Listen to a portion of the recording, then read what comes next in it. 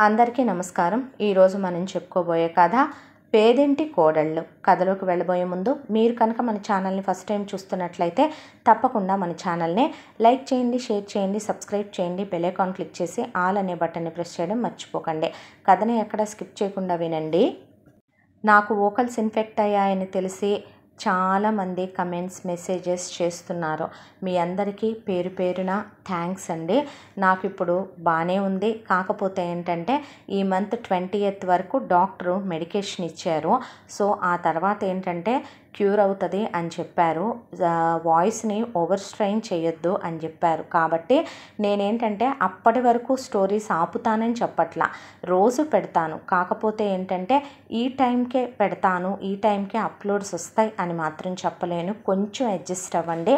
ఆ తర్వాత నా మెడికేషన్ కంప్లీట్ అయిన దగ్గర నుంచి ఇంకా మీకు రెగ్యులర్గా స్టోరీస్ అప్లోడ్ చేస్తాను. Thank you. మరి కథలోకి వెళ్ళిపోదామా?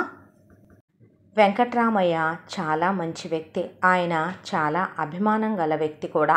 ఆయనకి తల్లిదండ్రుల ద్వారా సంక్రమించిన ఆస్తి అంటూ ₹1 కూడా లేదు.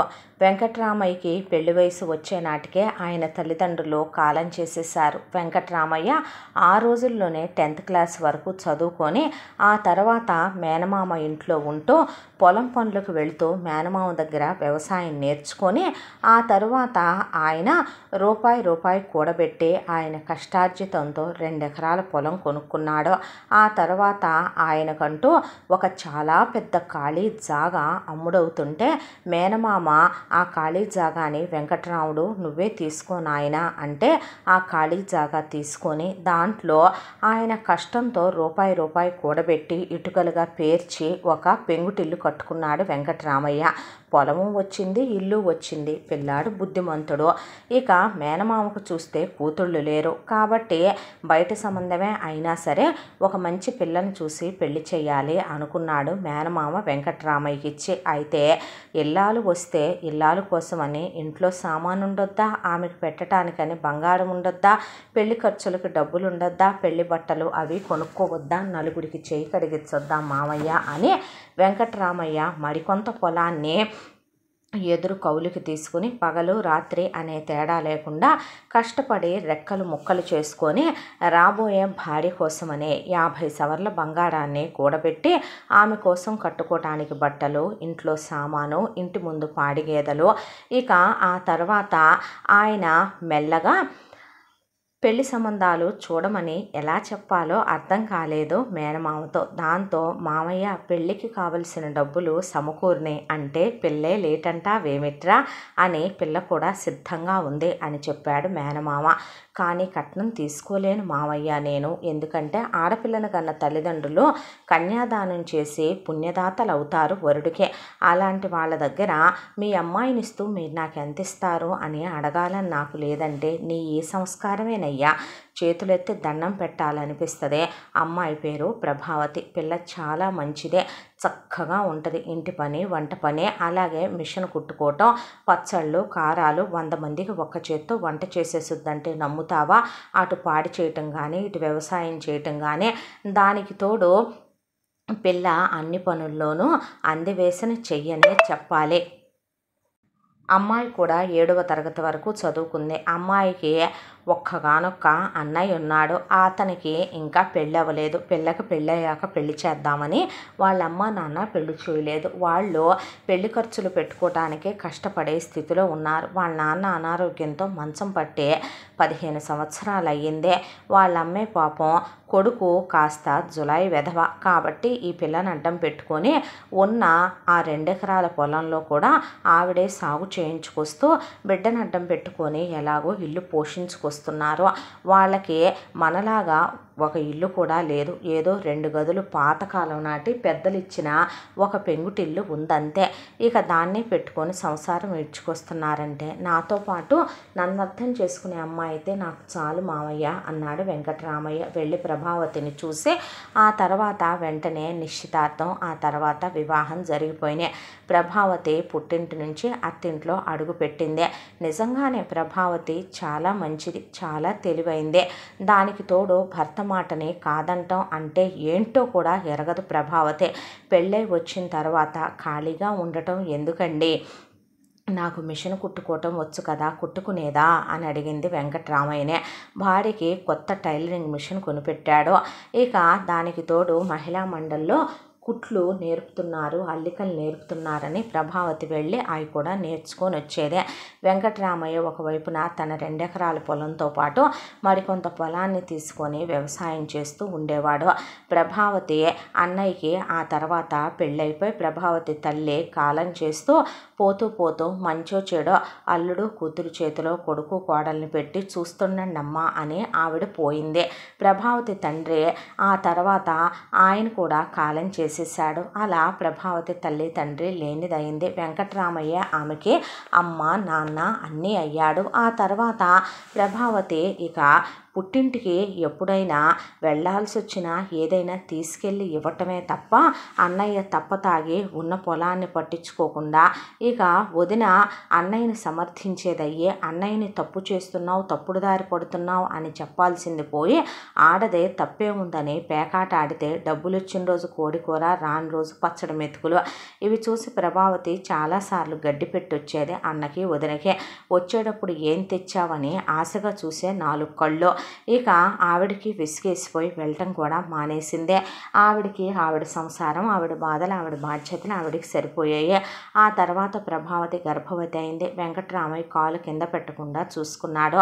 ప్రభావతి వరుసగా 4 సంవత్సరాల్లో 4 కొడుకుల్ని కనేసిందే. పెద్దవాడి పేరు రాము, రెండో వాడి పేరు శేషు, మూడో వాడి పేరు రమణ, 4వ వాడి పేరు రాఘవ అని పెట్టుకున్నారు. వెంకట్రామయ్య పిల్లల్ని పెద్ద పెద్ద చదువులు చదివించాలని, ప్రయోజకుల్ని చెయ్యాలని, గవర్నమెంట్ ఉద్యోగస్తుల్ని చెయ్యాలని అదే నా ఆఖరి కోరికనే.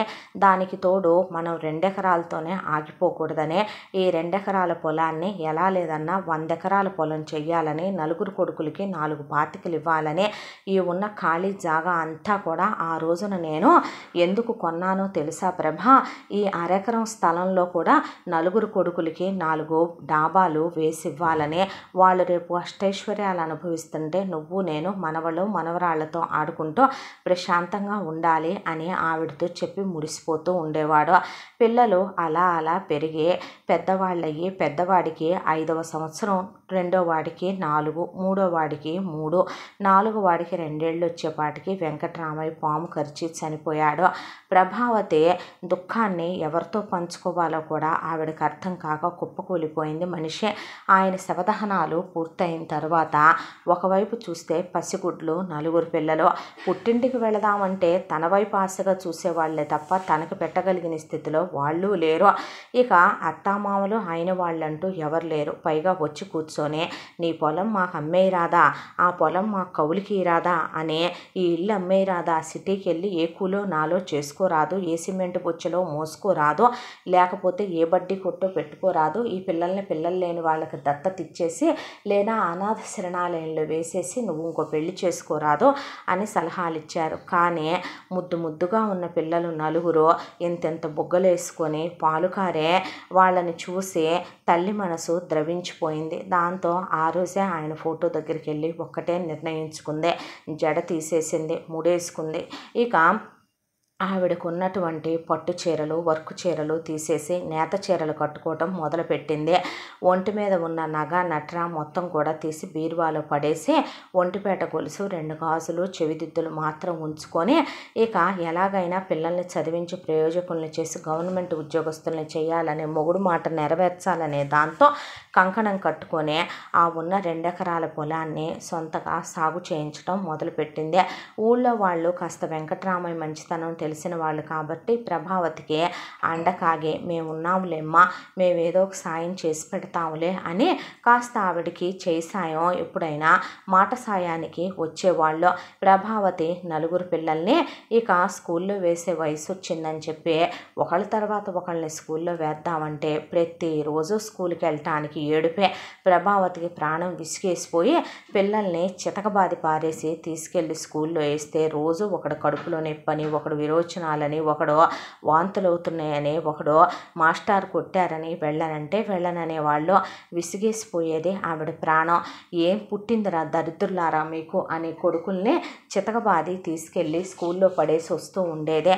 ఇక ఇంట్లో మధ్యాహ్నం వరకు పొలం వెళ్ళొచ్చి మధ్యాహ్నం నుంచి ఖాళీగా ఉండకుండా మిషన్ కుట్టుకుంటూ ఉండేది. ఉన్న ఒక్క గేదెని పాడు చేసుకుంటూ ఉండేది. పిల్లలకి కడుపు నిండా తిండి పెట్టుకునేది. ఆ తర్వాత ఇక ఎవరైనా కూలికి పిలిచినా, ఏదన్నా పిండొంటలు వండాలని పిలిచినా నామూషిగా భావించకుండా 4 రూపాయలు వస్తే పిల్లలకు కనీసం లాగు చొక్కాలైనా కుట్టించొచ్చని తప్పు పట్టకుండా వెళ్ళేది. కాలచక్ర ప్రవాహంలో రోజులు, నెలలు, సంవత్సరాలు తిరిగిపోవటం మొదలైపోయింది.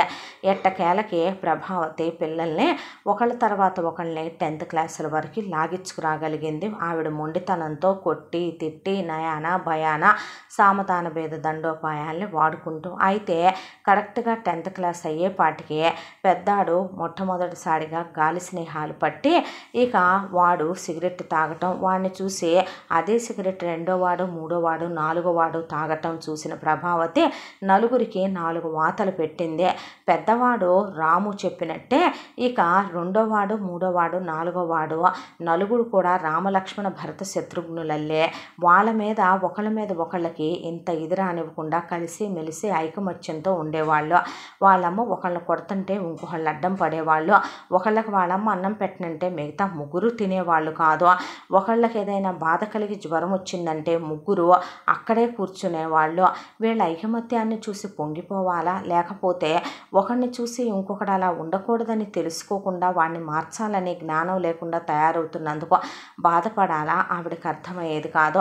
ఆ తర్వాత కొడుకులు మెల్లమెల్లగా చెడు వ్యసనాలకి అలవాటవటం మొదలుపెట్టారు. చాప కింద నీరులాగా. ఒకవైపున వీళ్ళ కడుపుకు తిండే పెట్టుద్దా, ఒంటి మీద గుడ్డే పెట్టుద్దా, నెత్తి మీద గూడే చూసుకోవటమా, ఆ పొలమే చూసుకోవటమా వీళ్ళ ఎదిగిన పిల్లలు. అలాగని తల్లికి ఎదురు చెప్పటం, కొట్టడం, తిట్టడం ఇవేవి ఉండేది కాదు. ఊడి మీద పడి బలాదూరి తిరిగి రావటం, చదువుని నిర్లక్ష్యం చేయటం. విసిగేసిపోయిన ఆవిడ ఎలాగైతేనేమే చితకబాది పాడేసి బెల్ట్లు పెట్టి కొట్టి, ఐ పెట్టి బాది, ఈ పెట్టి బాది, కళ్ళల్లో కారం కొట్టి పక్కనే కూర్చొని దీపం బుడ్డి పెట్టి ఒక్కొక్కడిని చదివించి మొత్తానికి రాముని, శేషుని, రమణని, రాఘవని డిగ్రీల వరకు చదివించింది. నలుగురికి డిగ్రీలు అయిపోయిన తర్వాత మీ నాన్న కలరా, గవర్నమెంట్ ఉద్యోగానికి రాయండి నాన్న అని అడిగితే, చూడమ్మా ఇక్కడి వరకు మేము చదువుకోవటమే చాలా పెద్ద విషయం, పీజీలు కట్టండిరా, ఎలాగోలాగా తిప్పలు పడి నేనే ఫీజు కడతానురా అంటే, మా వల్ల కాదమ్మా ఈ చదువుకోవటం అన్నారు. పోనీ కనీసం గవర్నమెంట్ ఉద్యోగానికైనా రాయండిరా అంటే, లక్షలు లంచాలు పెట్టాలమ్మా ఈ రోజుల్లో, ఎవడు ఎంత బాగా రాసినా వాడు ఉద్యోగాలు ఇవ్వటానికి సిద్ధంగా లేడు పిచ్చిదానా, ఏ రోజులు అనుకుంటున్నావు ఇవే అని లైట్ తీసుకొని ఇక తాగుడికి, సిగరెట్లకి, ప్యాకాట్లకి అలవాటైపోయారు కొడుకులు. ఆవిడ ముందు నోరెత్తేవాళ్ళు కాదు. వీళ్ళకి డబ్బులు ఎక్కడి నుంచి వస్తున్నాయా అనుకున్న కర్మానికి ఆవిడ పర్సులో డబ్బులు ఎత్తుకెళ్ళటం. ఆ తర్వాత మెల్లమెల్లగా ఇంట్లో ఉన్న బంగారం మొత్తం తీరా ప్రభావతి చూసుకునేసరికి చివరికి అక్కడ 1 గ్రామ్ ముక్క కూడా మిగలలేదు. ఆవిడ ఒంటి మీద నగలు కూడా చివరికి నిద్రపోయేటప్పుడు కట్ చేసుకొని తీసుకెళ్ళిపోయి చివరికి ఆవిడ మెడలో పసుపు తాడుతో మిగిలిపోయింది. ఇది చాలదని ఊళ్ళో వీళ్ళు అప్పు చేసి కూర్చున్నారు. 5 లక్షల రూపాయలు అప్పు, 4 లక్షలు అసలు, 1,00,000 వడ్డీ. ఆ దరిద్రుడికి వడ్డీ కట్టాలి ప్రతి సంవత్సరం కూడాను. తల పగిలిపోయేదే ఆవిడకే. ఒకవైపున ఇక పొలమే చూడాలా, వీళ్ళ కడుపు తిండే పెట్టాలా, చదువుకున్న కొడుకులు అసమర్థులైపోయారనే ఏడవాలా, కర్మరా తండ్రి ఏం చేయాలరా దేవుడా అనుకుంటూ ఉండగా ఈలోపు ప్రభావతి అన్న పోయాడనే కబురొచ్చింది. కబురొచ్చేసరికి శవాన్ని తగలబెట్టడానికి కూడా డబ్బులు లేవని ప్రభావతి వదిన కబురు పెట్టేపాటికి ఆగమేఘాల మీద కొడుకుల్ని తీసుకొని పుట్టింటి దగ్గరికి వెళ్ళి ముందు అన్నని ఖననం చేయించింది. అన్నని ఖననం చేయించేసిన తర్వాత వదిన ఇప్పుడు మేము ఏం చేయాలో ఎలా బతకాలో అర్థం కావట్లేదు అని ప్రభావతిని పట్టుకొని ఏడిస్తే, ఉన్న పొలం మొత్తం కరగ తినేశారు. కనీసం ఒక్కనాడు కూడా వాడికి నువ్వు బాధ్యత అంటే ఏంటో తెలియజేసింది లేదు వదిన. ఇప్పుడు నీకా 2 ఆడపిల్లలు, ఏం చేద్దాం అనుకుంటున్నావు అంటే, నాడు పోసిన దేవుడే నీరు పెట్టడంటావా ప్రభావతి అనేసి ముందు 1 నెల రోజుల పాటు ముండకాపురం అయిపోయిన తర్వాత ఒకరోజు రాత్రిపూట అయిపో ఆజా లేకుండా మూట్లో బట్టలు సర్దుకొని ప్రభావతి వదిన ఒక ఉత్తరం రాసిపెట్టి వెళ్ళిపోయింది. నేను వయసులో ఉండగా మా బావను పెళ్లి చేసుకోవాలి ఎన్నో కలల కంటే ఇక మీ అన్నయ్యకి ఇచ్చి పెళ్లి చేశారు. మా బావకు కూడా పెళ్ళి అయిపోయి పిల్లలు పుట్టి వాళ్ళ పిల్లలు పిల్లలకు కూడా పెళ్ళిళ్ళు అయిపోయి మా బావకు భార్య పోయి ఉన్నాడు. ఇప్పుడు ఆయనకి ఆడదాని సాంగత్యం కావాలనిపిస్తోంది, తోడు కావాలనిపిస్తోంది. నాకు మీ అన్నయ్య పోయాడో, ఈ ఇద్దరు పిల్లల బాధ్యత నువ్వు చూసుకుంటావో లేదంటే ఏదైనా సదనంలో వదిలిపెడతావో నీ మేనగోడళ్ళు నీ ఇష్టం, నేను వెళుతున్నానని ప్రభావతి వదిన అలా వెళ్ళిపోయింది. ఆ తర్వాత ఆ విషయం తెలుసుకొని ప్రభావతి పరుగు పరుగున అక్కడికి వెళ్ళేపాటికి మేనకోడళ్ళు పిల్లలు పాపం బిక్కమొహాలు వేసుకొని కూర్చున్నారు. ఆవిడకి ఏం మాట్లాడాలో కూడా అర్థం కాలేదు. పోనీ పిల్లలకు చదువన్నా చెప్పించి సచ్చిందా అంటే వదిన అది కూడా లేదు. ఈ ఇద్దరు పిల్లలు కూడా 10th క్లాస్ వరకు చదువుకొని ఉన్నారు. ముందు పదండమ్మ అని వాళ్ళు ఉండేది గుడిసె కాబట్టి ఆ గుడిసె ఖాళీ చేయించేసి పిల్లల్ని కట్టుబట్టలతో వస్తూ తనే చెరుకు 4 జతల బట్టలు కొని ఇంటికి తీసుకొచ్చింది.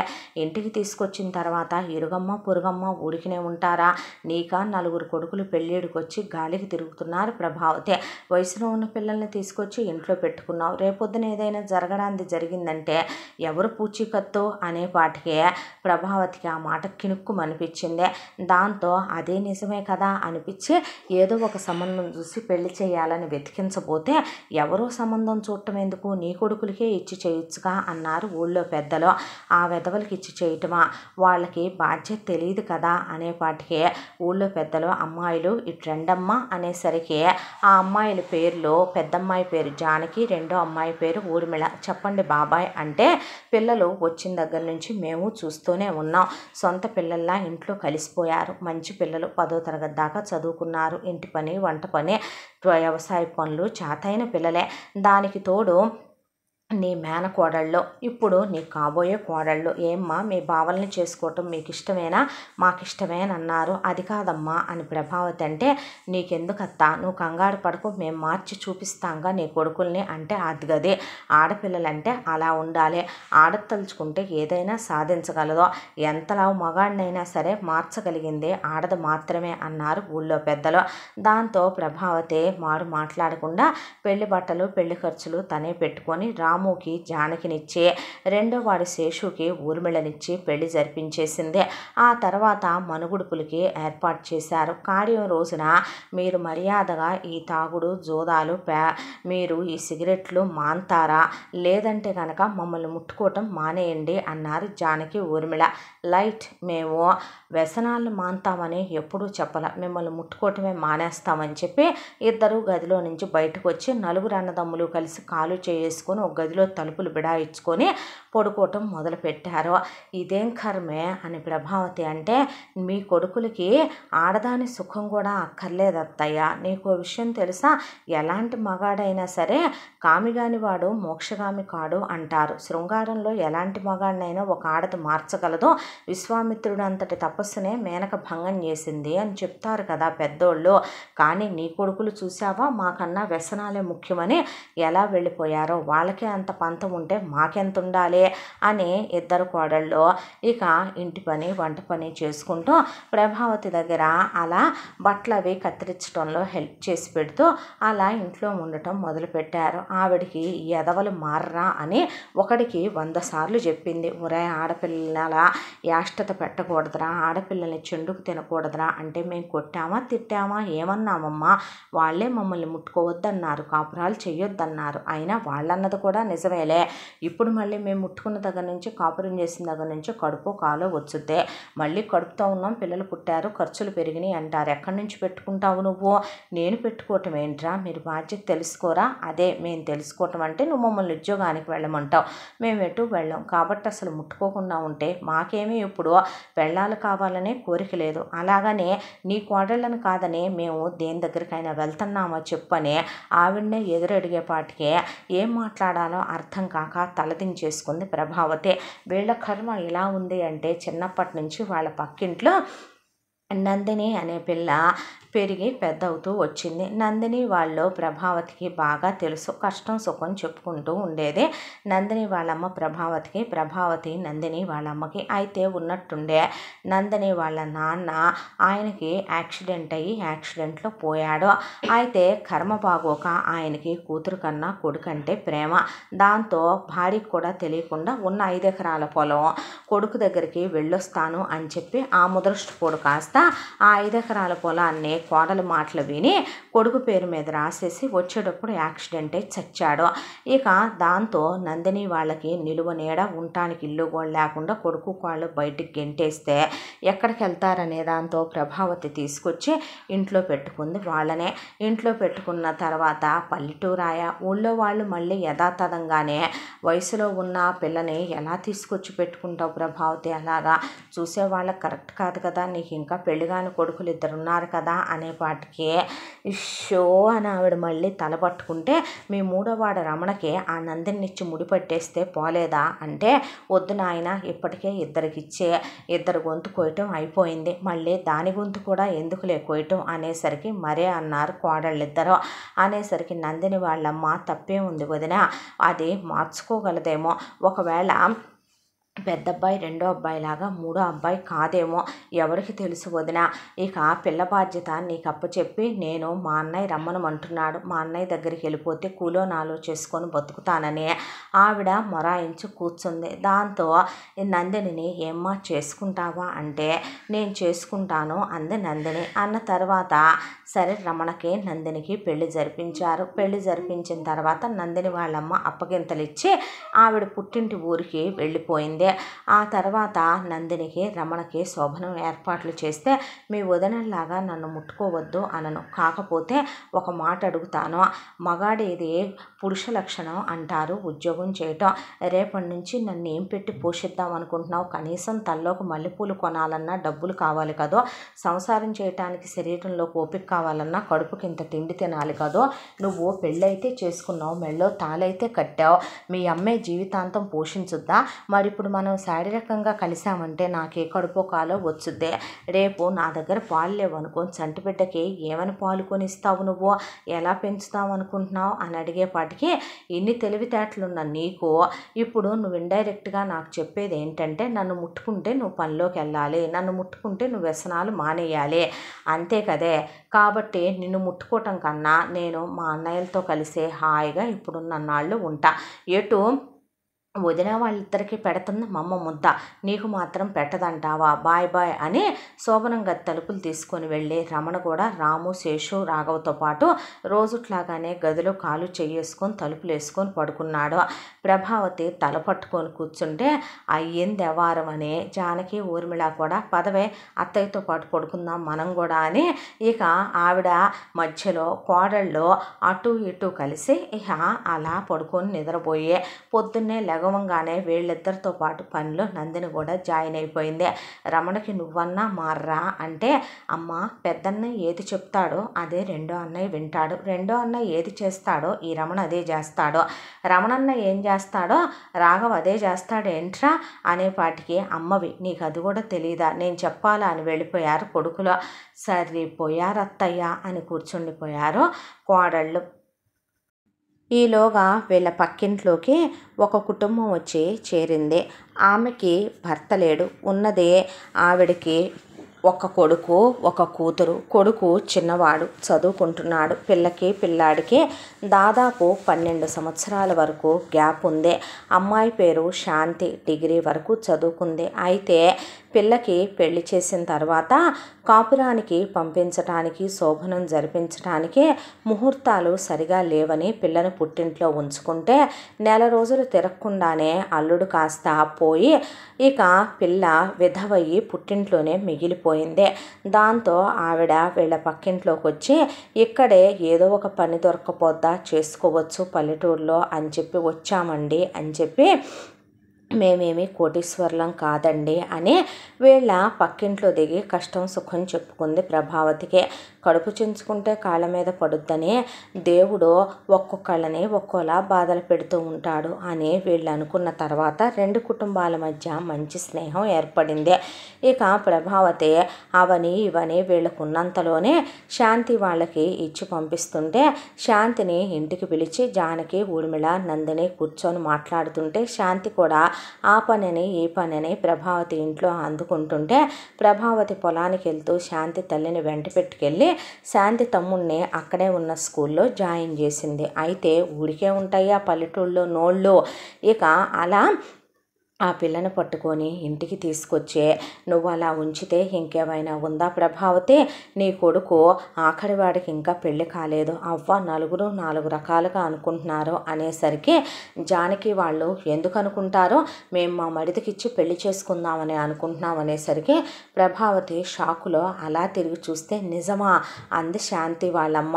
ఏం మాట్లాడుతున్నారే మీరు? తప్పేం ఉంది అత్తయ్య, ఏం పర్వాలేదు. నువ్వు కూడా చూస్తున్నావా అత్తయ్య, భర్త లేని ఆడదని విధవని, నా బతుకు అదొకటే తక్కువమ్మ. మీ మామయ్య పోయిన నేను మంగళత్వం ఉన్న ముత్తైదుని, ఆ పిల్లని నేను విధవ అంటాను. అయినా నేను అసలు అలానే మనిషిని అవునో కాదో నీకు తెలియదటే అత్త. మనకేముంది చెప్పు, మనమేమైనా ఇప్పుడు ఒక్క మాట న్యాయంగా మాట్లాడుకుందాం. మా అమ్మదారి మా అమ్మ చూసుకున్నాక నువ్వెందుకు మమ్మల్ని వదిలేయలేదో, మంచోళ్ళు చెడ్డోళ్ళు నీ కొడుకులకి ఇచ్చి ఎందుకు చేసావు? తీసుకొచ్చే ఆడదానికి మగాడనేవాడు నెత్తిన గొడుగుండాలి. వాడు ఎలాంటి వాడైనా సరే తనకి తండ్రి లేడు, తను చాలా మంచిది, ఏం తప్పు చేసిందని అత్తయ్య అనేపాటికి నిజమేలేమ్మా అనే రాఘవని పెళ్లి చేసుకుంటావా అని శాంతి వాళ్ళమ్మ నాకు ఇష్టమేనని ఆవిడే శాంతిని ఒప్పించి రాఘవకిచ్చి పెళ్లి జరిపించేశారు. శోభనం రోజు మిగతా ముగ్గురు తోడుకోడల్లా కాకుండా శాంతి చదువుకున్నాడు కాబట్టి రాఘవ, తను కూడా చదువుకుంది కాబట్టి కూర్చోబెట్టి ఇలా ఉండకూడదని, చెడు వ్యసనాలకు అలవాటు అవ్వకూడదని, ఎంతవరకని మీ అమ్మగారే ఇంటి భారం మోస్తారని, మీరు మారితే మీ అన్నయ్యలు మారతారని, దయచేసి మారండి అని చెప్తే మా అమ్మ చెప్తేనే వినలేదు, నువ్వు చెప్తే వింటామా ఏంటి అంటే ఏంటి, మగాడిని ఇలా మొదటి రాత్రి రోజు వరాలు అడిగితే ఏ కోరికైనా తీర్చేస్తాడనుకోవటానికి మేము మామూలు మగాళ్ళం పెళ్ళాలు కొంగు పట్టుకొని తిరుగుతాం అనుకుంటున్నావా ఏంటి పిచ్చిదానా అని గదిలో నుంచి బయటికి వెళ్ళిపోయి అన్నయ్య గదుల్లో వెళ్ళి అన్నయ్య వాళ్ళతో పాటు పడుకున్నాడు రాఘవ. పిచ్చెక్కిపోయింది ప్రభావతికి. ఇక శాంతి వాళ్ళమ్మ పిల్లాన్ని పెట్టుకొని ఇంకా నేను అక్కడే ఉంటానని చెప్పి ఆవిడ పుట్టింటి ఊరికని చెప్పి అలా వెళ్ళిపోయింది. పిల్ల ఇక్కడే ఉండిపోయింది. ఆ తర్వాత రోజులు గడిచిపోవటం, కోడళ్ళు నలుగురు ప్రభావతికి సాయం చేయటం, ఆ తర్వాత ఒకళ్ళతో ఒకళ్ళు బాధలు చెప్పుకొని ఆడవటం, మొగుళ్ళు వచ్చినప్పుడు వచ్చినట్టు కూర్చోబెట్టి స్నానాలు చేయించుకోవటం, తిండి పెట్టడం, పడుకోబెట్టడం, ఇలా మంచి పిల్లలు కాబట్టి ప్రభావతి గదిలో నలుగురు ప్రభావతి మీద చెయ్యి కాలేసుకొని పడుకునేవాళ్ళు. అన్నదమ్ములు నలుగురు ఒక గదిలో పడుకునేవాళ్ళు. కోడళ్ళకే గాలి బుద్ధి ఉంటే, కోడళ్ళకే చెడు బుద్ధులు ఉంటే, ఈ వెధవలు ఇలాంటి వాళ్ళయి చేయకూడని పనులు చేస్తే తనేం చేయగలదు ముసల్దే. కానీ పిల్లలు మంచోళ్ళాయా, ఏంటో దేవుడా ఎన్నాళ్ళయ్యా నా కష్టాలు అనుకుంది ప్రభావతి. వారం రోజులు తిరగకుండా ఊరికి తుఫాను, దానికి తోడు వరదలో, చేతికి చేతిదాకా వచ్చిన పంట నోటిదాకా రాలేదు అని పెద్దవాళ్ళు అన్నట్టుగా ఊళ్ళో వాళ్ళందరి పంటలు కొట్టుకెళ్ళిపోయినాయి. దాంతో ప్రభావతి వాళ్ళకి ఒకవైపును చూస్తే కొడుకులు చేసిన 5 లక్షల రూపాయలు అప్పు మిగిలిపోయింది. దానికి వడ్డీలు కట్టుకురావాలి. పొలం చూస్తే మళ్ళీ తిరిగి కోలుకొని నిలబడటానికి పెట్టిన పెట్టుబడులు, అప్పులు ఇవన్నీ క్లియర్ అవ్వటానికి 2 ఏళ్ళన్నా పట్టుద్ది నిలదొక్కుకోవటానికి. ఇల్లు చూస్తే ఇల్లు కూడా చాలా దెబ్బతినిపోయింది గాలి తుఫానికి. ఏం చేయాలో అర్థం కాల. కొడుకుల్ని కూర్చోబెట్టి కాళ్ళు పట్టుకుంటానన్నంత చెప్పి దండం పెట్టుకొని బతిమిలాడింది ప్రభావతి. ఈ ఉద్యోగాలు చేయటం మా వల్ల కాదని నీకు ఎప్పుడో చెప్పామమ్మా అనే లేచి వెళ్ళిపోతే, నేను సస్తేనన్నా వీళ్ళు ప్రశాంతంగా ఉంటారేమో, అప్పుడన్నా మారుతారేమో, ఈ ఎదవలు మారకపోతే వదిలేసి వెళ్ళి ఇంకోళ్ళని పెళ్ళిళ్ళు చేసుకొని సొప్పడండి అమ్మా అంటే, పిచ్చి మాటలు మాట్లాడకత్తయ్యా, మేము పేదంటి కోడళ్ళమే కావచ్చు కానీ పద్ధతి తప్పిన కోడళ్ళం కాదు, నువ్వు మా అత్తయ్య కాదు అమ్మవే, పిచ్చి మాటలు మాట్లాడబాకు, మేము ఉద్యోగాలకు వెళతాం అన్నారు. మీరా అమ్మ అంటే, పక్కనున్న టౌన్లో ఉద్యోగం చూసుకుంటాం అత్తయ్య అని పాపం నలుగురు కలిసి ఉద్యోగాలకని వెళ్తే ఒక చోట శాంతికి ఉద్యోగం దొరికింది. డిగ్రీ చదువుకుంది కాబట్టి 30,000 ఇస్తామన్నారు. నందిని ఇంటర్ వరకు చదువుకుంది కాబట్టి ఒక చోట రిసెప్షన్లో ఉండటానికని చెప్పి 15,000 ఇస్తామన్నారు. ఊర్మిళ జానకి 10th వరకే చదువుకున్నారు కాబట్టి ఒక చోట ప్రైజ్ ట్యాగ్లు వేయటానికి, ఇక ఇంకోళ్ళకి స్లిప్పులు రాయటానికి అని చెప్పి చెరో 10,000 వేలకి ఉద్యోగం కుదిరింది. ఇదివరకటితో పోలిస్తే ఇప్పుడు పిల్లలకు వస్తున్న 4 రూపాయలు వాళ్ళకి ఎక్కువే. ఇక ఇక వచ్చే రూపాయి పెట్టి ప్రతిరోజు ముందు కొడుకులు నలుగురికి కూడా తలా ఒక 100 బేటా ఇవ్వాలి, లేదంటే ఇల్లు పీకి పందిరేస్తారో ఎవరి దగ్గర అప్పు చేస్తారో తెలియదు. ఊళ్ళో ఎవడన్నా అప్పులు ఇస్తే నాకు సంబంధం లేదని పెద్ద మనుషుల్లో పెట్టి చెప్పొచ్చిందే. ఒకవైపున 5 లక్షలకి వడ్డీ కట్టాలి, ఇంట్లో చూస్తేనేమో 9 మందికి పొట్టలు నిండాలి, దానికి తోడు పిల్లలకి బస్ ఛార్జీలు ఇవ్వాలి. ఆడపిల్లలు ఉద్యోగాలకు వెళ్తున్నారని ఎదవలకి సిగ్గు శరం లేదు అనుకుందే. కానీ ఏం చేతునో ఇల్లు చూస్తేనేమో ఎప్పుడు నెత్తి మీద కూలిపోద్దో తెలియట్లా. ఆవిడికి నానాటికి దిగులు ఎక్కువైపోవటం మొదలైపోయింది. దాంతో ఆఖరి కోడలు శాంతికి ఒక ఐడియా వచ్చింది. అత్తయ్య, నేను ఒక మాట చెప్పేదా నీకు, చెప్పమ్మా అంటే, మనం 5గురం కలిసి యూట్యూబ్ ఛానల్ స్టార్ట్ చేద్దామా అని అడిగింది. అంటే అన్నారు. ఇదిగో అని యూట్యూబ్లో వాళ్ళకు ఒక 4 రోజుల పాటు వీడియోలన్నీ చూపించింది. చూసారా, మనకి ఎటు 2 ఎకరాల పొలం ఉంది, మన పొలం పనులు మనమే చేసుకుంటున్నాం, మన పొలంలోనే మనం పొయ్యి పెట్టి వంటలు చేద్దాం, 5గురం ఒకేలాంటి చీరలు కట్టుకుందాం, అత్తయ్య చిట్కాలు చెప్తూ మంచి చెడు చెప్తూ, అలాగే మీరు మీ చిన్ననాటి కబుర్లు, మన నలుగురం ఎలా ఉంటామనేది చెప్తూ మనం ఎందుకు యూట్యూబ్ పెట్టకూడదు అంది. అదంతా నీకొచ్చా అని అడిగారు తోడుకోడళ్ళు. నాకొచ్చుగా, మీ సహాయ సహకారాలుంటే నేను ఏదైనా చేస్తాను అంటే, మనం వేరే వేరే అమ్మలకు పుట్టామని మేము ఎప్పుడు అనుకోవట్లేదే, మనం నలుగురం ఒకే తల్లి పిల్లలమనే అనుకుంటున్నామన్నారు తోడుకోడళ్ళు. అంతకన్నా ఏం కావాలి అనిపించి ముందు యూట్యూబ్ ఛానల్ని స్టార్ట్ చేశారు. పెట్టగానే ఏది క్లిక్ అవ్వదు కాబట్టి, ఏ వీడియో వైరల్ అవుద్దో తెలియదు కాబట్టి వాళ్ళ పనులు వాళ్ళు చేసుకోవటం మొదలుపెట్టారు. పెట్టామని కూడా వాళ్ళెవరికి చెప్పలా. కాకపోతే మెల్లమెల్లగా సజెషన్స్లో వెళ్ళి అలా అలా అలా అలా అలా అలా అలా మెల్లగా అది సాగటం మొదలైంది. ఒకవైపున అది అలా ఉండగా ఇక ఆఖరి కోడలకి ఒక ఐడియా వచ్చింది. ఇంటి చుట్టుపక్కల ఇల్లు చూస్తే మహా అయితే గనక 2 గదులు, ఒక చిన్న హాలు, ఒక పూజ గది, అంతకు మించి ఉన్న అరెకడం దొడ్డంతా ఖాళీగా ఉంది. అక్కడక్కడ పూల మొక్కలు, పళ్ళ మొక్కలు, ఇక ఎప్పుడో మామగారు నాటినవి ఉన్నవే. ఇక ఖాళీ బోల్డంత జాగా ఉంది, ఎందుకు ఖాళీగా ఉండనివ్వాలి అని తోడుకోడళ్ళు నలుగురు కలిసి ఒక రోజున మొత్తం గడ్డంతా పీకేసి సదును చేసుకొచ్చి దాన్నంతా కూడా నీళ్లు పెట్టి మెత్తగా చేసుకొచ్చి మట్టి, కూరగాయలు, అలాగే అక్కడ పూల మొక్కలు నాటారు. నాటిన తర్వాత దేనికమ్మా ఇవన్నీ అంది ప్రభావతి.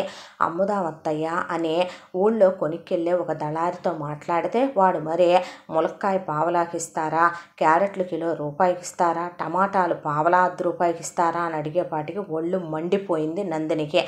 దాంతో ఏంట్రా నీకు మేము ఇచ్చేది, నోరు మూసుకోసాలే కానీ అని చెప్పి ఇక పెద్దమ్మాయి రెండో అమ్మాయి, మేమిటు ఆ చెప్పుల ట్యాగులు అవి వేయలేకపోతున్నాం కానీ అత్తయ్య, మేము ఇక్కడి నుంచి ప్రతిరోజు తీసుకెళ్ళి మేము పక్కనే ఉన్న టౌన్లో ఒక బండి తీసుకొని ఆ బండి మీద పెట్టి అమ్ముతామంటే, మీరు పళ్ళు, కూరగాయలు, పూలు అమ్ముతారే, మనం ఎలా బతికామే అంటే, అవునత్తయ్య నిజమే, ఒక లలిత ప్యాలెస్, అలాగే ఒక రాజ్మహల్, ఒక Nandini palace, Urmila palace, Janaki palace, Prabhavati palace, Shanti palace నువ్వు కట్టిద్దుగానిలే కానీ చూడత్తయ్య, మా తాతలు నేతులు తాగారు, మా మూతులు వాసన చూసుకోండి అని చెప్పే స్థితిలో ఇప్పుడు మనం లేము, చెట్టు పేరు చెప్పి కాయలు అమ్ముకునే స్థితిలోనూ లేము.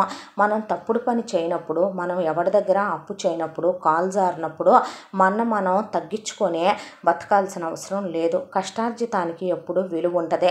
కాలు జారే పనులు చేస్తే తప్పు, కానీ కష్టాన్ని నమ్ముకుంటే తప్పేంటి అని కోడళ్ళు వెళ్ళి ముందు పక్కనే ఉన్న టౌన్లో ఒక బండి మాట్లాడుకొని ప్రతిరోజు ఇక్కడి నుంచి బస్సులో పడేసుకొని కూరగాయలు, పళ్ళు, పూలు తీసుకెళ్తే శాంతి వాళ్ళకి ఆర్గానిక్ వెజిటబుల్స్, ఫ్రూట్స్, ఫ్లవర్స్ అని ఒక ఫ్లెక్స్ లాంటిది చేయించి ఇచ్చింది. అది పెట్టుకొని మొదలు పెడితే వాళ్ళకు వచ్చే నెలంతా కొట్టుకున్న ప్రైస్ ట్యాగులు వేస్తే, స్లిప్పులు రాస్తే వచ్చే 10 వేల కన్నా కూడా ఆదాయం బాగా కనపడటం మొదలైంది. అవి తెచ్చి ప్రభావతి చేతిలో పెట్టడం మొదలు పెట్టారు. దాంతో ఇక ఇలా బాగానే ఉంది అనుకుంటూ ఉండగా ఒకవైపున మెల్లగా యూట్యూబ్ ఛానల్ క్లిక్ అయింది. యూట్యూబ్ ఛానల్ క్లిక్ అయ్యి యూట్యూబ్ ఛానల్లో 4 డబ్బులు రావటం మొదలైంది. దాంతో ఇలాంటి టైంలోనే ఖాళీగా ఉండకూడదు ఉండకూడదు అని శాంతి ఎటు కూడా ఇక ప్రభావతికి టైలరింగ్ వచ్చు. ప్రభావతితో పాటు నలుగురు కోడళ్ళకి టైలరింగ్ వచ్చు. ఎందుకు ఖాళీగా ఉండాలి అనే దాంతో ముందు వీళ్ళు ఆన్లైన్ బుటిక్ స్టార్ట్ చేశారు. ఎక్కడెక్కడి నుంచి ఉన్న సబ్స్క్రైబర్స్ అంతా కూడా వాళ్ళ ఆది బ్లౌజులు వీళ్ళ వరకు పంపించడం, ఫ్యాబ్రిక్స్ వీళ్ళే తీసుకురావటం, వాళ్ళు పంపించిన శారీస్ మీదకి మ్యాచింగ్ బ్లౌజులు, కోడళ్ళ నలుగురికి మగ్గం వర్కులు, మిర్రర్ వర్కులు, మిషన్ ఎంబ్రాయిడరీలు వచ్చు కాబట్టి ఒక మిషన్ కొనుక్కున్నారు ఎంబ్రాయిడరీ చేయడానికి. మగ్గం ఒకటి కొనుక్కున్నారు. సరదాగా కబుర్లు చెప్పుకుంటూ ప్రభావతికి అవి ఇవి అని కట్ చేసిస్తూ ఇక టైలరింగ్లో బట్టలు పంపించడం మొదలుపెట్టారు. అలా 4 రూపాయలు కనపడటం మొదలైంది.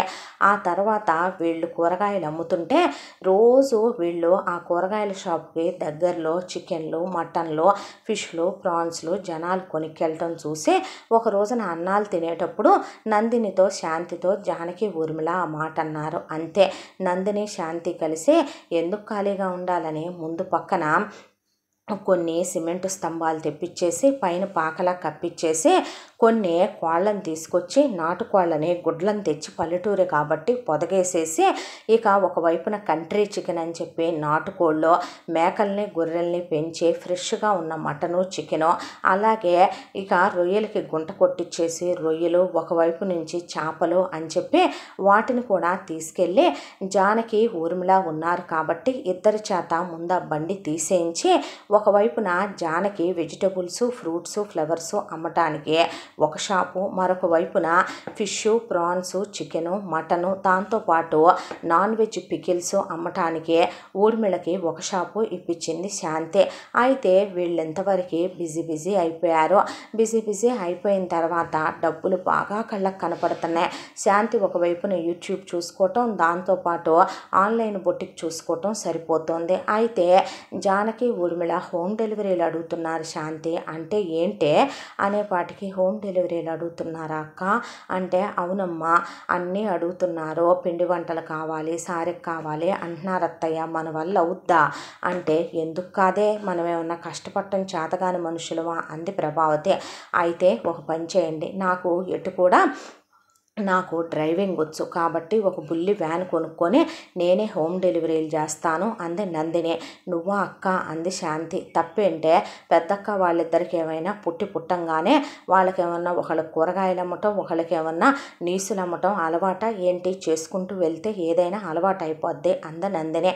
అనేసరికి సరేనని చెప్పి ఆ చుట్టుపక్కల ఊళ్ళల్లో నుంచి ఎండుమిరపకాయలు కొని కారం పట్టించేసి ఇక కారాలు అమ్మటం, పసుపు కొమ్ములు కొని పసుపులు అమ్మటం, దానికి తోడు ఒకవైపున నందిని వెళ్ళే చోట పాంప్లెట్లు ఇచ్చి ఇక వీళ్ళు బొటిక్ గురించి, అలాగే ఇక ప్రభావతి ఖాళీగా ఉండొద్దందని పిండి వంటలు, పచ్చళ్ళు, దానికి తోడు కారాలు, కారప్పొళ్ళు హోమ్ డెలివరీలు చేయటం, నాన్ వెజ్లు హోమ్ డెలివరీ చేయటం, కూరగాయలు, పళ్ళు, పూలు హోమ్ డెలివరీలు చేయటం. పక్కనే ఇంకొక పెద్ద స్థలం ఒక 5 ఎకరాలు అమ్మటానికి వచ్చింది. వాళ్ళు అమెరికాలో ఉంటారు. ఎంతో కొంతకి ఇచ్చేస్తాం పాడుపడిపోయిన స్థలం అన్నారు ప్రభావతితో. దాంతో ఈ కూడబెట్టిన 4 డబ్బులు పెట్టి ముందు ఆ స్థలం కొనేసి అదంతా క్లీన్ చేయించేసి ఒకవైపున పూలు, ఒకవైపున పళ్ళు, ఒకవైపున ఆకుకూరలు, ఒకవైపున కూరగాయలు ఇలా పెట్టించేసింది ప్రభావతి. వస్తూ ఉన్నాయి, ఒకవైపున అమ్ముడుపోయాయి, పోతూ ఉన్నాయి. డ్రాగన్ ఫ్రూట్స్ లాంటివి మంచి రేట్లు వస్తున్నాయి, స్వీట్ కార్న్ లాంటివి బాగా అమ్ముడుపోతున్నాయి. దాంతో వీటికి కష్టం తక్కువ, ఫలితం ఎక్కువ. చేతి కింద ఇదివరకు వీళ్ళ నలుగురే కష్టపడేవాళ్ళు, ఇప్పుడు వీళ్ళ చేతి కింద 10 మంది పనిచేస్తున్నారు. అలాగనే యూట్యూబ్ని అశ్రద్ధ చేయలేదు. రాము వాళ్ళు చేసిన అప్పును వడ్డీతో సహా కట్టేశారు. దానికి తోడు 2 ఎకరాల పొలాన్ని సొంత వ్యవసాయం వేయించి ఇక ఆ పొలానికి తోడు కోడళ్ళే నడుం బిగిచ్చి ఇంకొంత పొలం తీసుకొని మనమే మామయ్యలాగా సొంతానికి కౌలుకేద్దామంటే ప్రభావతికి కడుపులో కొడుకులు సాయం రావట్లేదని పేగులు తెగిపోయేంత బాధ ఉన్న కోడళ్ళు పేదంటి బిడ్డలైనా కూడా ఆత్మాభిమానాన్ని విడనాడకుండా తన మొగుడు ఏదైతే చూడాలనుకున్నాడో ఒక రోజున దానికోసం మగపిల్లల్లాగా ఇంటి ఆడపిల్లలు కష్టపడుతున్నారు అని రోజు కన్నీళ్లు పెట్టుకునేదే. కోడళ్ళు మాత్రం మొగుళ్ళని మారమని చెప్పి చెప్పి చెప్పి చెప్పి అలిసిపోయారు. బిడ్డలు చివరికి మొగుళ్ళు ఒంటి మీద చెయ్యట్లేదు, సంసారం చేయట్లేదు, అమ్మలు కాలేకపోతున్నాం అనేది కూడా మర్చిపోయారు. కాలచక్ర ప్రవాహంలో 3 సంవత్సరాలు తిరిగిపోయింది. ఇప్పుడు వాళ్ళ దగ్గర 4 రూపాయలు బ్యాంక్ అకౌంట్లో వేసుకునేంత పోగు చేసుకున్నారు. ఎవరి పనుల్లో వాళ్ళు బిజీగా ఉంటున్నారు. కోడళ్ళు నలుగురు ఇప్పుడు ఉద్యోగాలు చేయటం లేదు. పెద్ద కోడలు ఒకవైపున ఆర్గానిక్ ఫ్రూట్స్, వెజిటబుల్స్, ఫ్లవర్స్ ఆ షాపులో తల మునకలైపోయి ఉంటుంది. రెండో కోడలు నాన్ వెజ్ పికిల్స్, అలాగే ఫిష్, ప్రాన్స్, చికెను, మటను అని ఇక రెండో కోడలు బిజీ. హోమ్ డెలివరీలో మూడో కోడలు బిజీ. ఒకవైపున ఆన్లైన్ బొటిక్ చూసుకోవటంలో, ఇక ఇంటర్నేషనల్ కొరియర్లు పార్సిల్లు చేయటంలో, యూట్యూబ్ చూసుకోవటంలో నాలుగో కోడలు బిజీ. అయితే వీళ్ళందరినీ ఇంటర్వ్యూలు ఇమ్మనమని చాలామంది మెయిల్స్, మెసేజెస్ పెడుతుంటే ఇద్దామా అని అడిగారు మిగతా కోడల్లో. శాంతి వద్దంది. ఎందుకనే మనము టీవీలో కనపడతాంగా అని అడిగింది ప్రభావతి.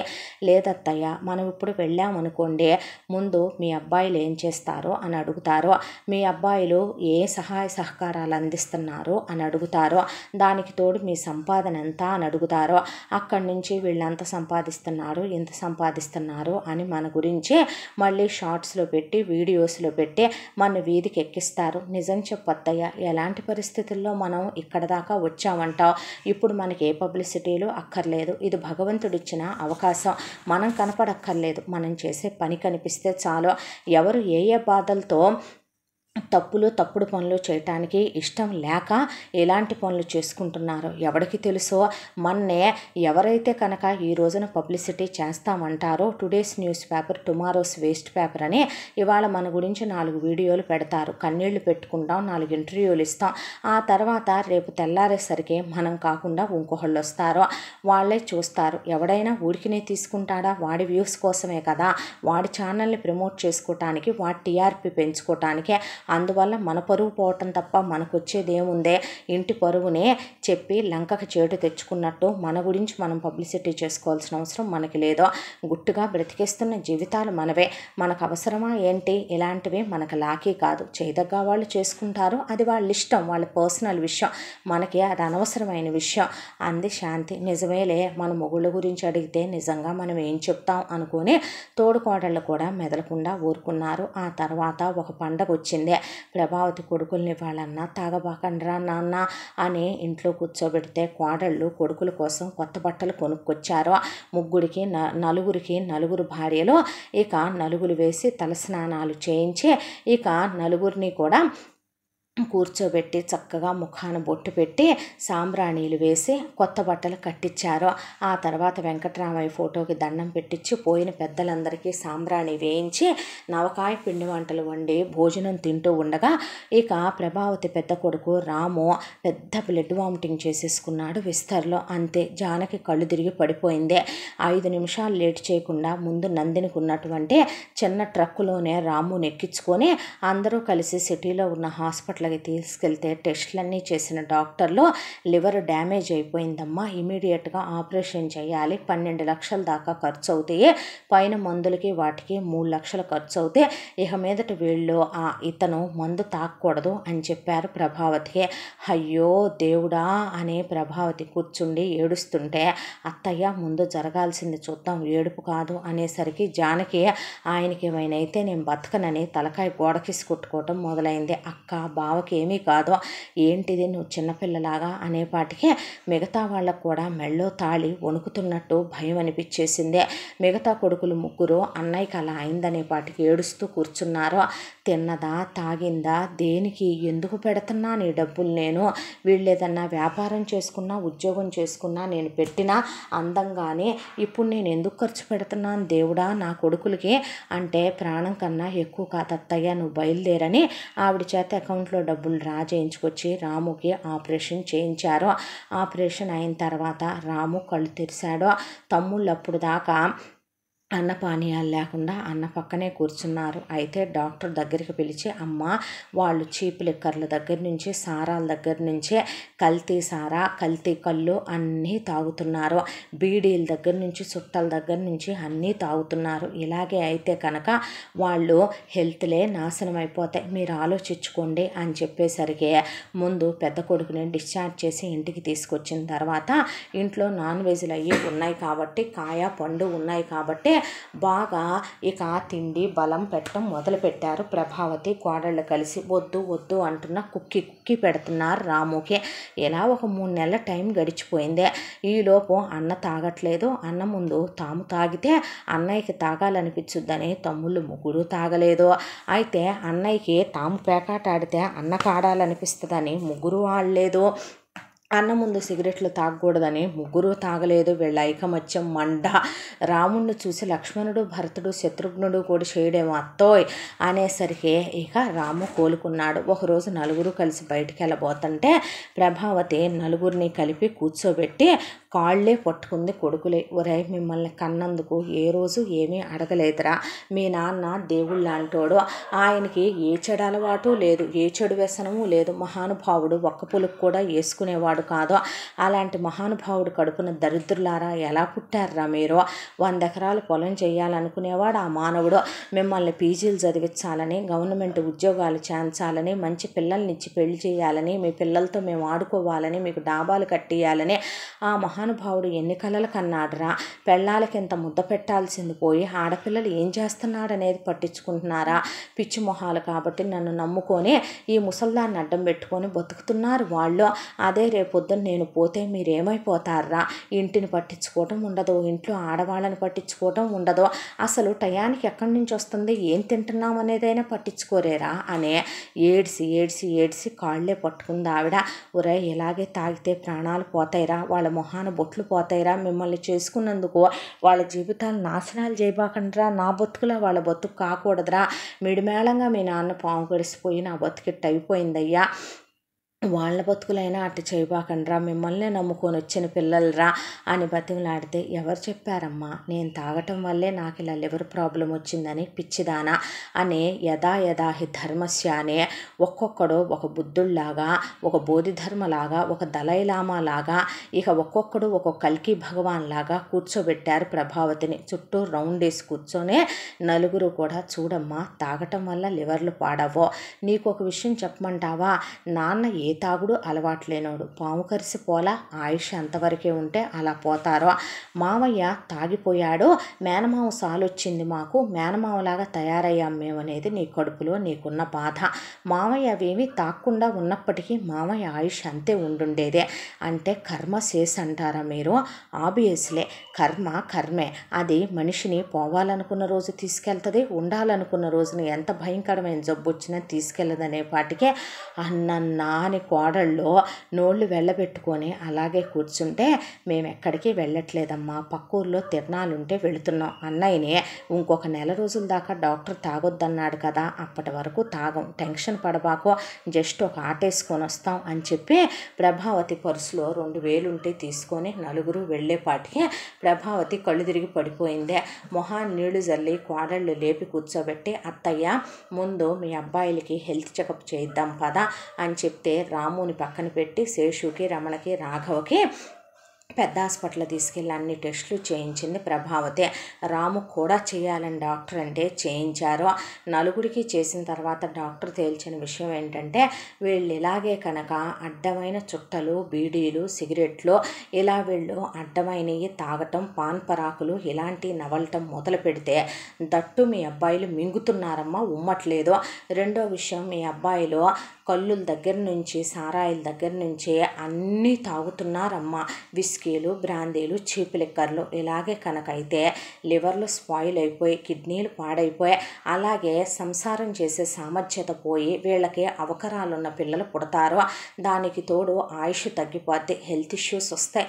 ఇలాగే అయితే ఎక్కువ కాలం బతకరు, హార్ట్ అటాకులు రావచ్చు, పెరాలసిస్లు రావచ్చు, బ్రెయిన్ అటాకులు రావచ్చు అని డాక్టర్ చెప్పేపాటికి ఇక ప్రభావతికి మాట పలుకు రాలా. వీళ్ళ బాడీలో బ్లడ్ కన్నా ఎక్కువ ఆల్కహాల్ ప్రవహిస్తుందని ఆయన చెప్పిన మాట మాటకి షాక్ అయిపోతే ఇక కోడలు ఒకటే మాట అంది శాంతి, అత్తయ్య ఇప్పటి వరకు నిన్ను ఏమీ అడగల, కానీ ఇప్పుడు అడుగుతున్నాం ఏంటమ్మా అంది. కష్టమో నిష్ఠూరమో, పెద్ద బావకు ఆపరేషన్ చేయించితే 12 లక్షలు అయినాయి, పోతే పోనీ మన కష్టార్జితం మనం సంపాదించుకున్నాం, మన బావని మనం బతికించుకున్నాం, అక్క బొట్టు గట్టిది, అక్క తాళి గట్టిది, బతికాడు బావ. ఇప్పుడు నీ మిగతా 3 కొడుకులు ఇంకో నెల రోజుల్లో నీ పెద్ద కొడుకుతో కలిసి మళ్ళీ రాముడు లక్ష్మణుడు భరతుడు శత్రుఘ్నుడు బయలుదేరతారు తాగటానికి, ఆ పేకాటలాడటానికి. ఇలా అప్పులు చేస్తూనే ఉంటారో, ఇలా మనం ఎంతవరకు లాక్కొద్దాం, ఇలా మమ్మల్ని పెళ్ళిళ్ళు చేసుకునే కన్నెల్లాగా బతకమంటావా, ఇలాగే మా బతుకులు చాకిర్లు చేసుకుంటూ బతికేసే పొమ్మంటావా అత్తయ్య? నేనెప్పుడు అన్నానే ఆ మాట? మరి ఏం చేయమంటావు? నీ కొడుకులకు విడాకులు ఇచ్చి ఇంకొకళ్ళని చేసుకోమనా నువ్వు చెప్పేదే? అది కాదో, నేను కనుక్కున్నాను, సిటీలో ఒక డాక్టర్ గారు ఉన్నాడు, ఆయనకి రీహాబిలిటేషన్ సెంటర్ ఉంది, నీ కొడుకుల్ని తీసుకెళ్ళి అక్కడ జాయిన్ చేస్తే ఆయన 2 సంవత్సరాలు టైం పట్టుద్దన్నాడు, అక్కడే ఉంచమన్నాడు. ఒక్కొక్కళ్ళకి భారీగానే ఫీజు అవుద్ది అత్తయ్య, నువ్వు మా పసుపు కుంకాల కోసం ఖర్చు పెడుతున్నాను అనుకొని పెట్టు, పగలు రాత్రి అనక కష్టపడి పోగు చేసి ఇచ్చాంగా అత్త నీకు అనేసరికి, అంతకన్నా నా అమ్మ అంది ప్రభావతి.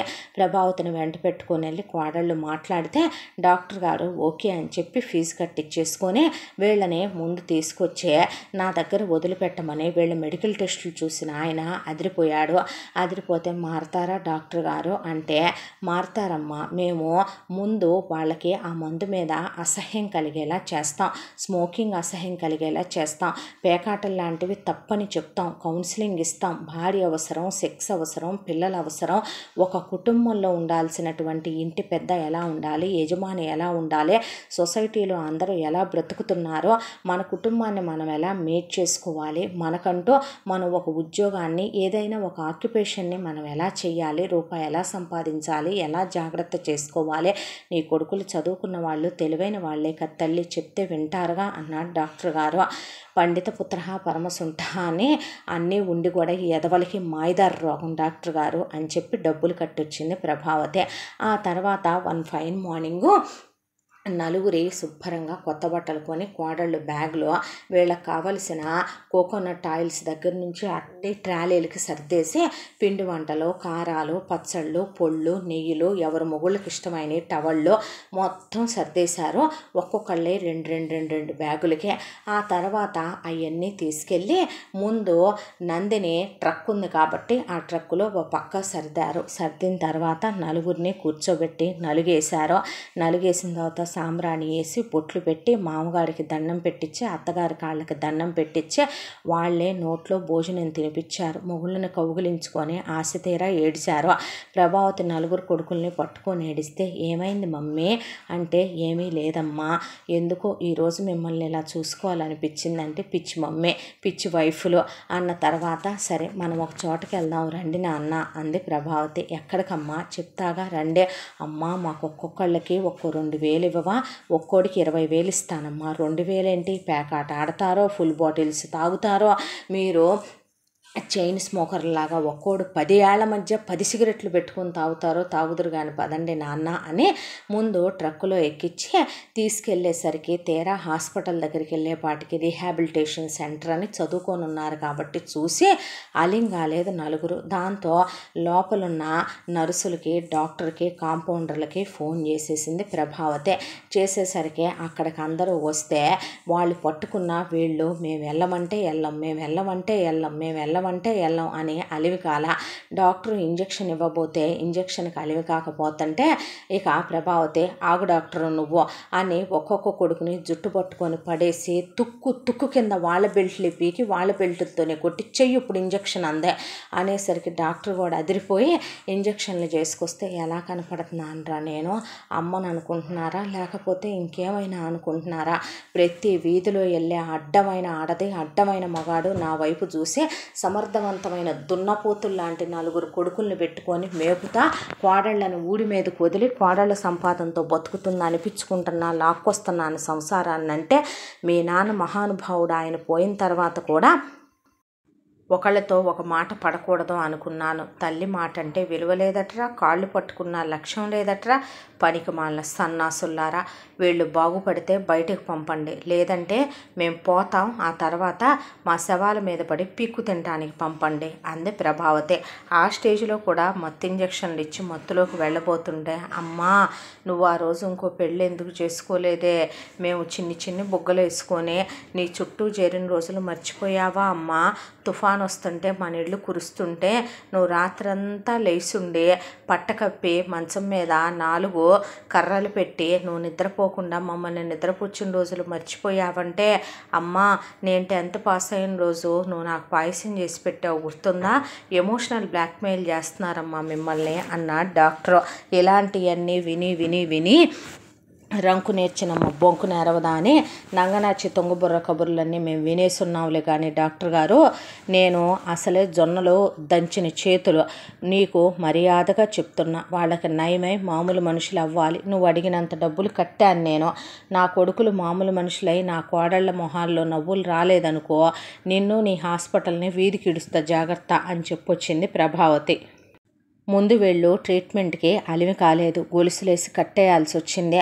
ఆ తర్వాత ఇక డాక్టరు ఎలాగైతేనేమి సామధాన భేద దండోపాయాలు వాడి నయాన భయాన తన ట్రీట్మెంట్ని తను స్టార్ట్ చేసి ఒకవైపున అలా ట్రీట్మెంట్ చేయటం మొదలు పెడితే, ఇక ఇటువైపున ప్రభావతి కోడళ్లతో కలిసి పగలనక రాత్రనక కష్టపడటం మొదలుపెట్టింది. ఒకవైపున యూట్యూబ్, ఒకవైపున బొటిక్కు, ఒకవైపున ఆర్గానిక్ ఫ్రూట్స్ వెజిటబుల్స్ షాపు, ఒకవైపున నాన్ వెజ్లో, మరొక వైపున హోమ్ డెలివరీలు. ఇవి చాలదని కొత్తగా గ్రోసరీస్ కూడా మొదలుపెట్టారు. అవి చాలదని బట్టలు అమ్మటం కూడా మొదలుపెట్టారు.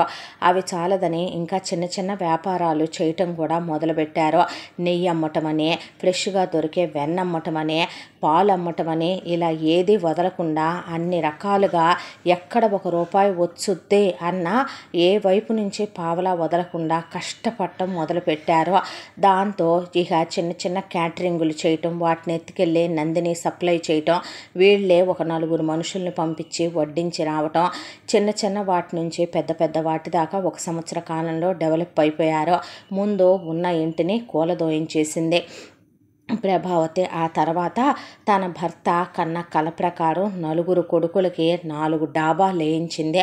ఒక్కొక్కళ్ళకి 3 అంతస్తులు కింద వాళ్ళు ఉండేలాగా, పైన ఒక్కొక్కళ్ళకి 2 పిల్లలు పుడితే ఆ 2 పిల్లలకి పైన ఉండేలాగా, ఆ పైనదే మధ్యలో గోడ కట్టించి 2 2 BHK కింద 4 పోర్షన్లు చేయించి వాటిని అద్దెలకి ఇప్పించేసి, కింద మాత్రం కొడుకులు కోడళ్ళకి నచ్చినట్టుగా ఫర్నిషింగులు చేయించేసింది. 4కి 4 కార్లు కొన్నదే.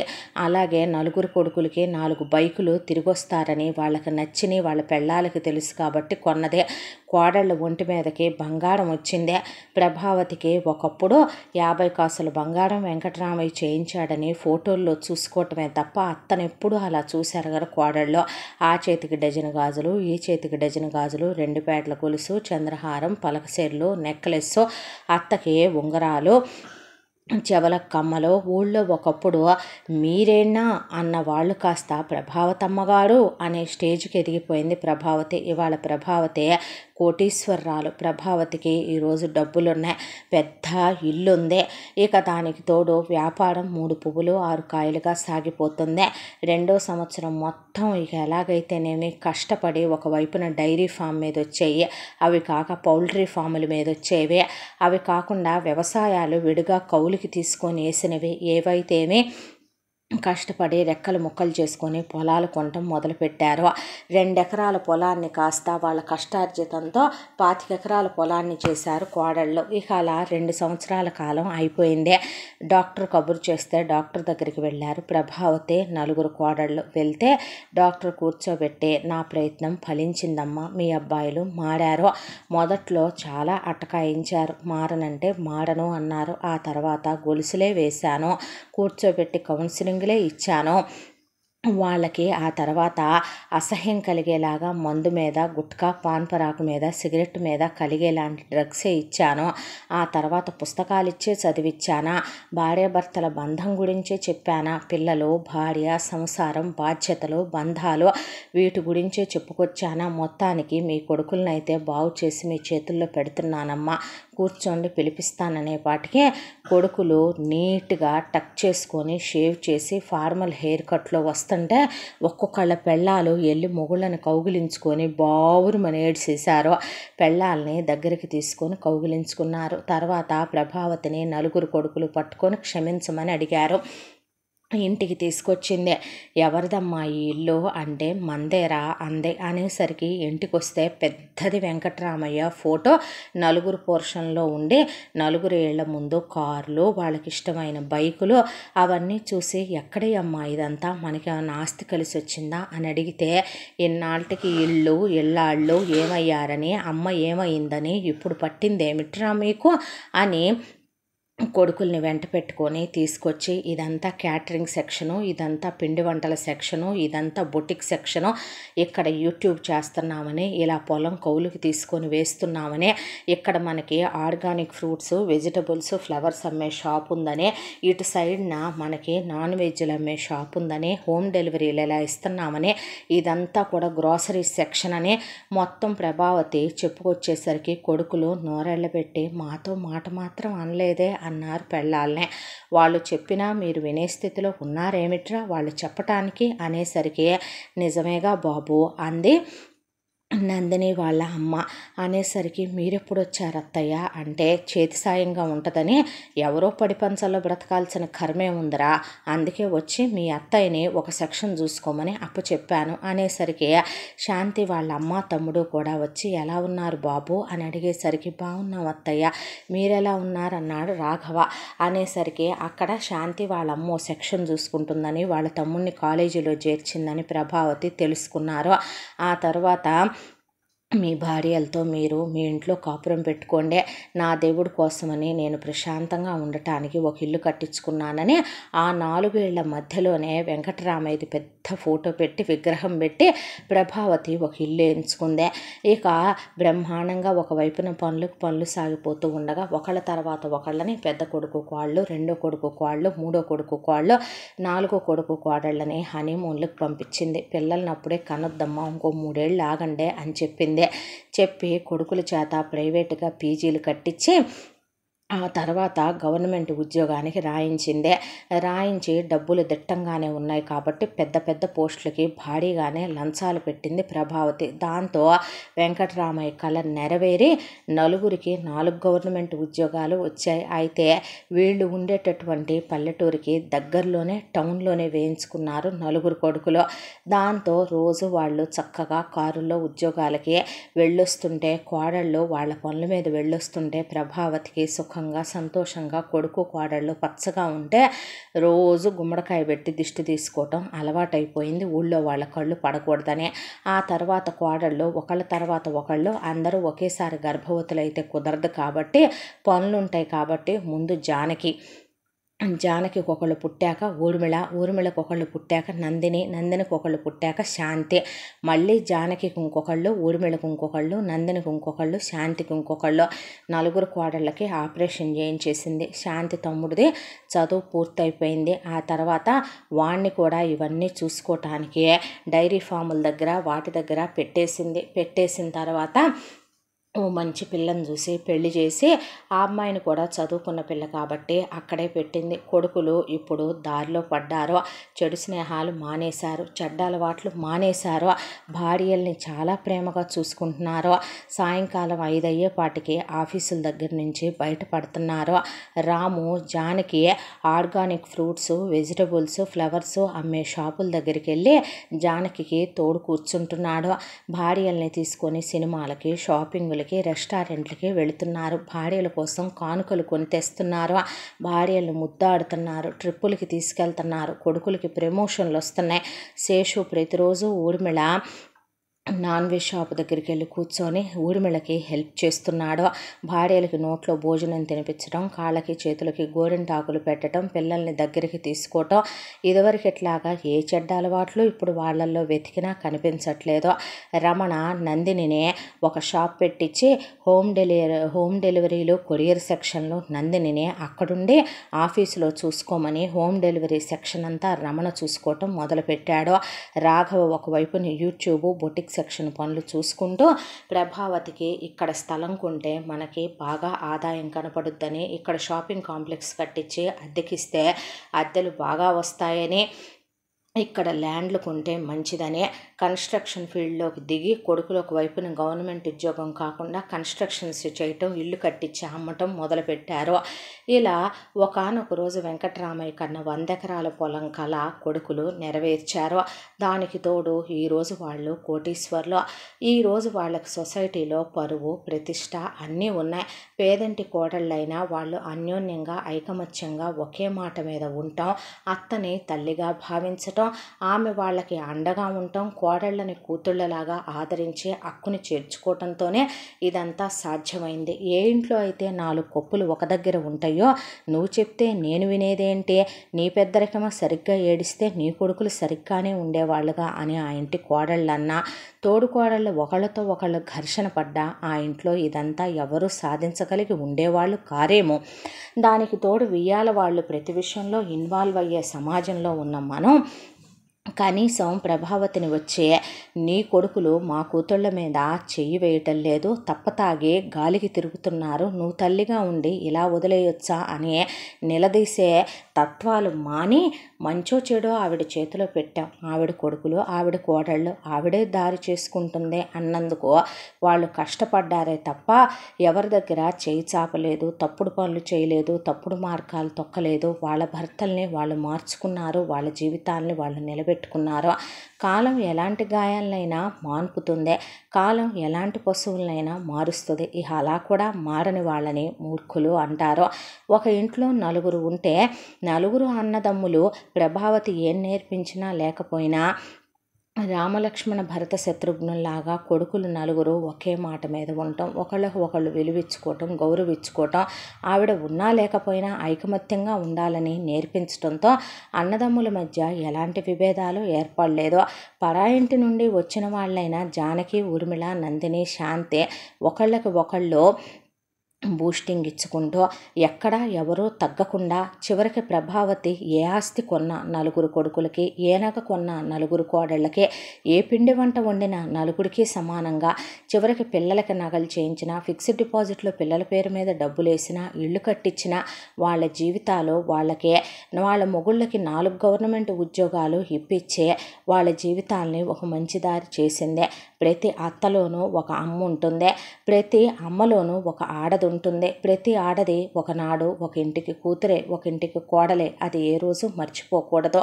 ఇక ఆడవాళ్లల్లో ఆడదానికి ఆడది శత్రువు అనే దాని దగ్గర నుంచి ఆడది తలుచుకుంటే ఏదైనా చేయొచ్చు అని ఈ పేరింటి కోడళ్ళు రుజువు చేశారు. ప్రతి ఇల్లు ఇలాగే ఉంటే నిజంగా ప్రతి కుటుంబము కూడా వసుదైక కుటుంబం అయిపోతుందేమో కదో. అలా ఉంటే ఏ కష్టాలు కన్నీళ్ళు ఉండవేమో మనకి. ఇంతటితో ఈ కథ సమాప్తం. మళ్ళీ మరొక మంచి కథతో కలుసుకుందాం. తప్పకుండా మన ఛానల్ని లైక్ చేయండి, షేర్ చేయండి, సబ్స్క్రైబ్ చేయండి, బెల్ ఐకాన్ క్లిక్ చేసి ఆల్ అనే బటన్ ప్రెస్ చేయడం మర్చిపోకండి. ఈ కథను మనకు అందించిన కథా రచయిత్రి జి. యామిని శ్రీనివాస్ గారు. Thank you.